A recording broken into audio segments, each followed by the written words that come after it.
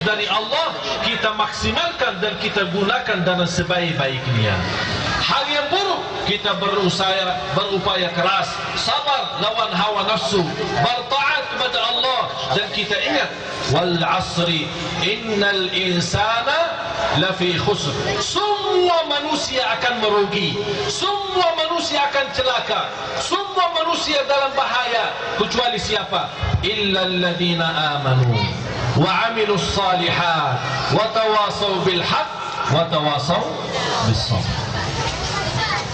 Saya ingatkan beberapa amalan, mudah-mudahan insyaallah Bapak Ibu semangat dan minat untuk menjaga amalan ini. Yang pertama, jangan lewat satu malam belum salat malam, walaupun 2 rakaat tutup dengan witir. Faham Bapak Ibu? Salat malam jangan anda bayangkan harus 10 atau 11 atau 20. 2 rakaat tutup witir, terhitung salat malam. Mulai kapan? Mulai habis isya sampai subuh. Mau sebelum tidur boleh, sesudah tidur boleh, dan lebih nyaman sebelum tidur. 2 rakaat nawaitu salat malam, tutup witir, habis itu tidur. Kalau bangun lagi, alhamdulillah bisa tahajud lagi. Tapi tidak ada witir karena sudah witir duluan. Kalau tidak ada yang merasa merugi, bahkan mereka semua rata-rata terkabul keinginannya dan hajatnya. Oleh karena itu saya mohon mulai besok subuh hari, kita dari sekarang sediakan tempatnya, kita isi. Kalau bisa kotak itu ditaruh di tempat yang bisa terlihat supaya kita selalu ingat. Khususnya ibu-ibu boleh di depan kaca cermin. Karena setiap mau keluar pasti mampir ke cerminnya, pasti lihat kaca, tak mungkin tidak make up. Betul kan? Udah situ sambil make up, wih kotak amat, bismillah. Udah lanjut.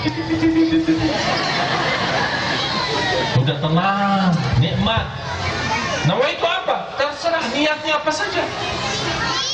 InsyaAllah amalan ini sangat luar biasa manfaat. Yang terakhir, kalau mau salat subuh, mohon jangan tinggalin sunnah qabliyahnya, yang dinamakan sunnah fajar atau sunnah subuh. Banyak di Indonesia salah paham, dianggap sunnah fajar sebelum azan. Tidak ada sunnah fajar sebelum azan. Kalau anda laksanakan sunnah sebelum azan, itu terhitung sebagai salat malam. Selama anda belum azan subuh, itu semua ibadah sebelum azan subuh dinamakan salat malam. Apa itu witir, apa itu tahajud, apa itu tarawih, semua namanya salat malam. Apa itu sunnah subuh atau sunnah fajar? Sesudah azan, sebelum salat. 2 rakaat. Kata Rasulullah, barang siapa yang jaga 2 rakaat, pahalanya lebih baik daripada dunia dan segala isinya. Maaf, Bapak Ibu ketiduran, bangun sudah habis waktu subuh, bangun sudah jam 7. Jangan salah, ada orang berkata, habis waktunya subuh, ya udah besok aja saya ganti subuh 2 kali.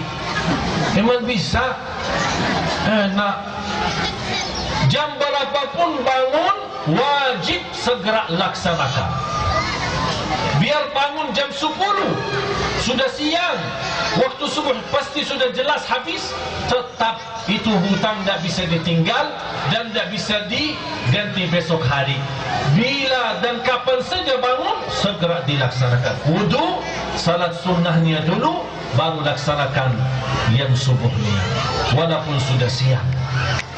Kata Rasulullah SAW, dan saya akhiri dengan hadis ini, yang saya melihat, terima kasih ya Rasulullah memberikan jalan keluar dari persoalan yang kita hadapi. Man nama an salatin aw nasiyaha falyusalliha mata dzakaraha la kaffarata laha illa dzalik. Barang siapa yang ketiduran dari salat Begitu anda ingat dan bangun, segera laksanakannya, karena tidak ada kafarah untuk selain itu. Faham tak kafarah? Fidyah. Kadang-kadang kalau kita salah haji ada dam atau ada fidyah. Kalau kita salah puasa atau terlanjur tanggilan puasa karena sakit, ada, kalau tidak bisa ganti hari kita bayar fidyah. Kalau salat tidak ada ganti bayar fidyah. Wajib dilaksanakan. Sampai Rasul bersabda, barang siapa yang ketiduran, ya Allah, sepertinya Rasul tahu umatnya di akhir zaman bakal banyak ketiduran. Oleh kerana Rasul sudah sebutkan duluan. Rasul sebutkan ini bukan untuk sahabat. Sahabat ahli salat malam, bukan ketiduran subuh. Kalau kita ahli nonton bola. Oleh kerana itu Allah sudah memberikan dan Rasulnya memberikan solusinya. Kalau ketiduran dari waktu salat, begitu bangun segera laksanakan, karena tidak ada fidyah dan kafarah selain itu. Jelas Bapak Ibu?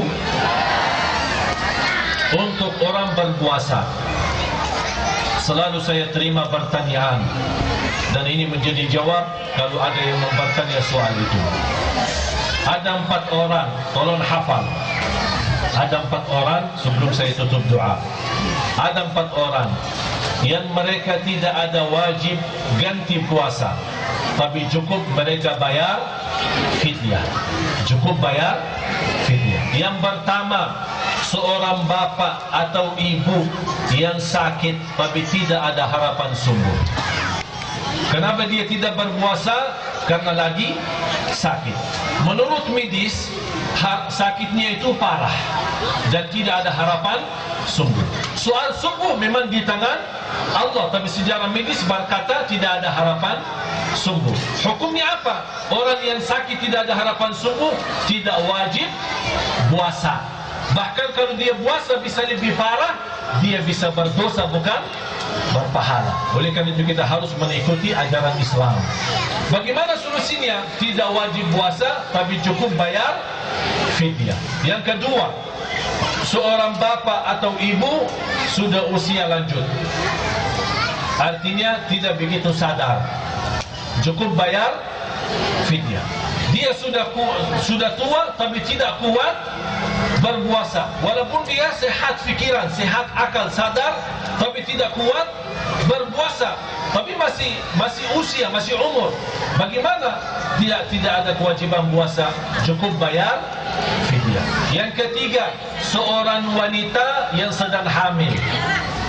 Wanita yang hamil, selama dia hamil punya kandungan, tidak ada kewajiban puasa, cukup bayar fidyah. Yang terakhir, yang keempat adalah ibu yang lagi menyusui anaknya, tidak ada kewajiban puasa, cukup bayar fidyah.